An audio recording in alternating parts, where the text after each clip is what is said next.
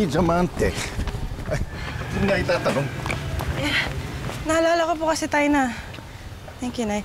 Nakwento niyo sa akin noon na nakasali po kayo sa task force alias yung anti-smuggling force noon. Baka lang po na-encounter niyo yung pangalan ni Ruby Diamante. Oo, may narinig ako tungkol sa kanya. Eh, totoo po ba tayo na kasama siya sa isang smuggling syndicate noon? Ay, hindi ko na alam. Oo.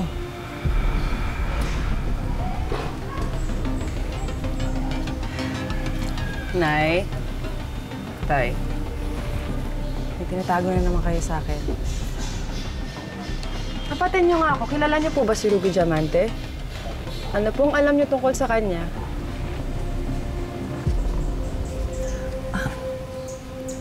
Matalik kaming magkaibigan ni Iris. Iris? Alam niyo po yung totoong pangalan niya. Ibig sabihin, kaibigan niyo po talaga siya. Ibig sabihin, kilala niyo po yung anak niya, si Crystal. Nay, bakit ganun?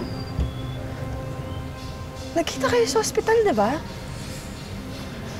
Bakit hindi niyo po sinabi kay Crystal na kilala niyo yung nanay niya? O kaya sa akin, Nay? Patawarin mo na kami, anak. Gemaline, sorry talaga, ha? Kasi alam namin na hindi maganda yung nangyari kay Iris. At ayoko nang madamay pa kayo sa gulo, magulo yung buhay ninyo, lalong-lalo na si Crystal. Paano kayo naging magkaibigan, Nay? Tsaka, paano po siya nasali sa isang sindikato? Paano nangyari yun? Hindi masamang tao si Iris. Kung gano'n, Nay, bakit po nasali yung pangalan niya sa ganong klaseng grupo? Hindi ko alam. Nagulat nga kami, anak, nung nabalita namin eh. Diba? Sige po, Nay, Tay, kung ayaw niyo sabihin sa akin, mag-iimbestiga na lang ako.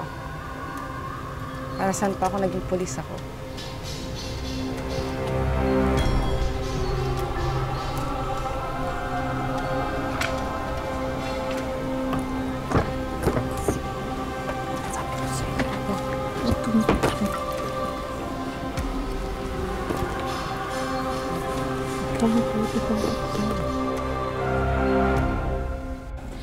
So, hindi pala talaga masamang tao si Mama, no?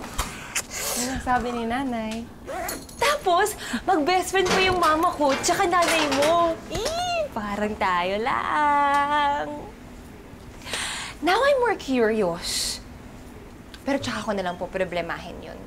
Basta ngayon, I'm so relieved. One less thing to worry about.